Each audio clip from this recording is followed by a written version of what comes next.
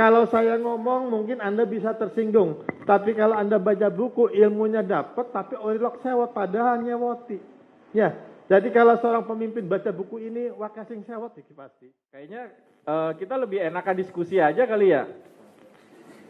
Dan kita juga akan dengarkan Pak Ismatullah sebagai penulis ini untuk berbagi pengalaman bagaimana proses kreatif yang sehingga buku ini bisa lahir. Saya belum nyebutin kalau ini juga ada peran dari Kang Rois. Terima kasih sahabat saya yang kangen gak sih lama nggak ketemu? Oh enggak. Kita selalu kayak gitu Pak, kalau ketemu tuh ya kayak gini. Iya. Karena buku ini keluaran dari Gaksa. Nah teman-teman nanti kalau seandainya punya karya mau diterbitkan bisa ke Gaksa. Hubungin Kang Rois. Selanjutnya saya serahkan ke Pak Ismat untuk menceritakan nih proses kreatif sehingga buku Lain Ladang, Lain Ilalang bisa terbit.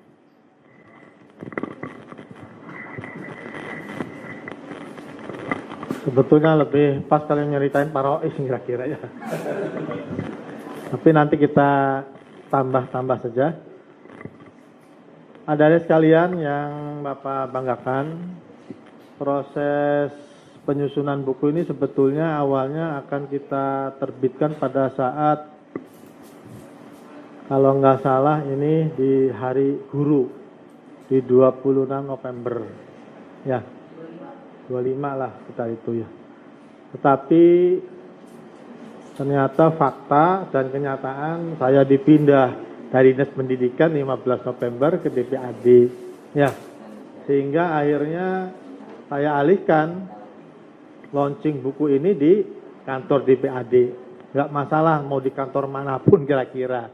Artinya ya saya ubah ya judulnya bukan menjadi karya dari insan pendidikan di Hari Guru, karena saya ini pernah jadi murid, pernah jadi guru, pernah jadi kepala sekolah, pernah jadi kabid, pernah jadi kepala dinas. Pokoknya di dunia guru saya mendapatkan karir sampai tertinggi lah bahasanya.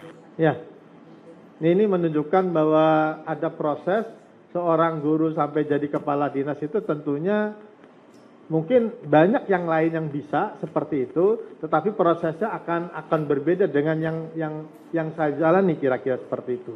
Ya, dan ketika ini kita alihkan, sebetulnya apa yang kita tulis itu hanya iseng di Facebook saja, dan selanjutnya saya ketemu Pak Rois dan Pak Ega waktu itu obrolan-obrolan malam yang 2-3 kali pertemuan. Hanya saya perintahkan bisa nggak kata saya tulisan Facebook saya dicoba dikumpulkan menjadi sebuah karya. Ternyata karya kita ini 5 itu sebetulnya masih hasil pilihan Pak Rois ya.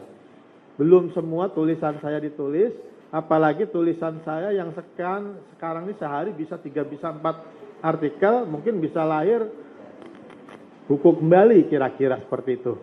Dan proses ini ada yang 1 bulan menjadi 1 buku, yang mungkin di dalam proses editing juga, insya Allah ini akan terbit juga. Itu saya tulis 1 bulan itu persis waktu itu saya berpuasa di malam pertama, ya, tarawih pertama sampai takbiran itu saya selesaikan tulisan itu, akhirnya juga menjadi 1 buku yang ternyata lebih tebal bukunya daripada buku yang lain. Artinya yang 1 bulan malah lebih banyak muatannya daripada buku yang saya tulis berbulan-bulan. Nah, jadi ini menunjukkan bahwa kalau kita sedang inspirasinya datang, maka jangan coba Anda menghentikan hal tersebut. Saya pernah nulis sebuah artikel ketika kita tulis tetapi kita paksakan. Ternyata tulisan kita tuh jadi kurang bernyawa, kurang berarti menurut saya sendiri. Akhirnya kadang saya hapus.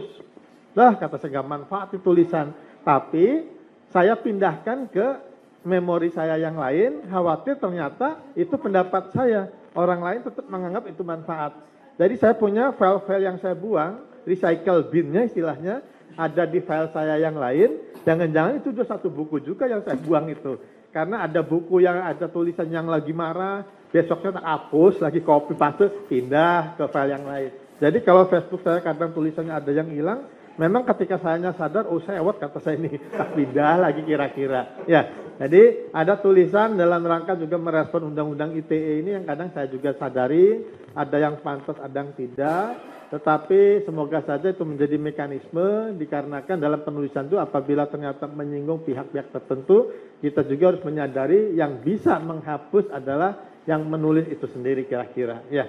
Berikutnya untuk masalah penulisan, saya sebetulnya masih menulis apa adanya.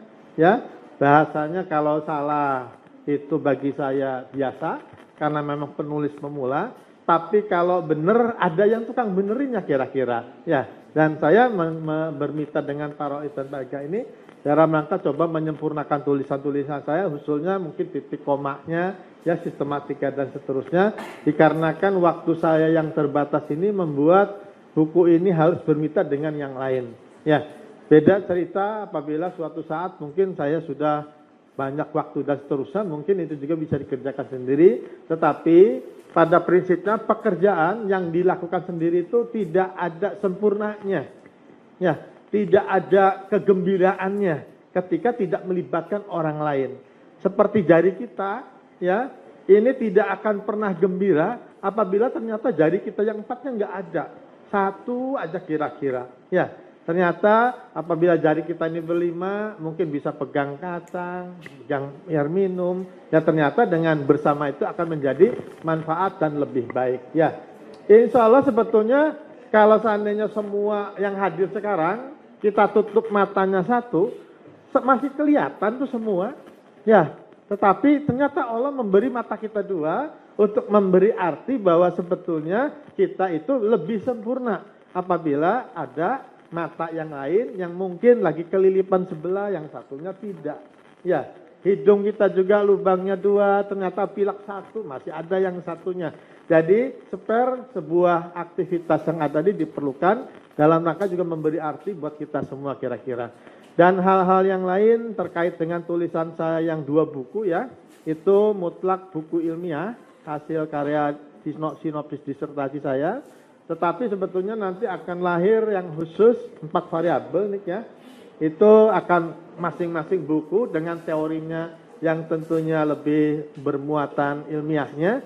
Bahkan rencananya saya punya file lagi yang tanpa editan Pak Bu Niki. Ya, karena tesis saya itu, disertasi saya itu lebih tebal daripada yang kemarin. Karena saya diperintahkan Pak Ismat, jangan tebal-tebal. Kenapa disertasi itu? Ya memang ini hasil karya saya bagaimana? Udahlah, dikurangi. Nah, file-file itu banyak yang kita kurangi di file aslinya. Ini artinya nanti akan terbit di buku yang lain yang lebih kaya.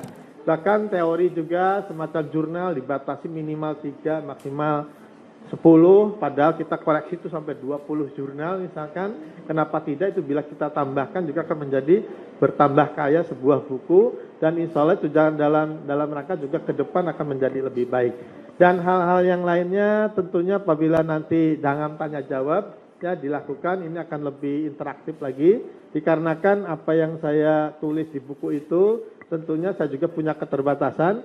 Tapi cerita tadi ada falsafah semut ya, ada belalang, itu sebetulnya lagi menerawang Pak, lagi ngelamun ngedeleng semut, bercerita tentang semut ya. Lagi saya ke tempat kebun ngelihat belalang, saya jadikan tulisan. Barang ngedeleng nih pojok-pojok akeh sawang, jadi falsafah laba-laba ya. Dan ternyata menurut kajian ilmiahnya 1 lembar ya benang laba-laba itu lebih kuat dari baja. Apabila baja sebesar ini dikumpulkan sarang laba-laba setebal ini juga, insya Allah itu lebih kuat dari baja yang sebesar ini. Dan ini merupakan temuan-temuan saya dalam referensi yang lain, artinya menunjukkan bahwa cara berpikir ini kita bebas aja dulu tulis yang ada. Dan dengan adanya saya ditempatkan di DPAD, saya mulai menulis menggunakan referensi karena bukunya tersedia. Ya, dengan bukunya tersedia, saya mungkin lebih akurat lagi dalam membuat sebuah tulisan. Dan pada akhirnya ini juga mengajak saja kepada para mahasiswa yang ada sekarang untuk bisa datang ke DPAD Kota Cilegon, ya, karena saya menawarkan dan sudah memberitahu kepada teman-teman dokter saya, bila diperlukan teman-teman mahasiswa yang mau nyusun S1, ya, kita hadirkan pembimbingnya. Mau nyusun S2, tesis, kita hadirkan pembimbingnya. Mau nyusun disertasi S3, saya sendiri yang tiap hari ngantor di sini, saya akan bimbing. Jadi saya akan jadikan tempat ini untuk kemaslahatan, ya, untuk kemaslahatan umat khusus masyarakat Cilegon. Jadi dengan harapan, ya, para mahasiswa yang sekarang hadir maupun yang tidak hadir memberikan efek manfaat untuk mencerdaskan bangsa Indonesia melalui pola-pola yang ada. Itu saja yang mungkin bisa saya sampaikan. Nanti ditambahin mungkin Pak Rois atau yang lainnya atau Rahmat sendiri.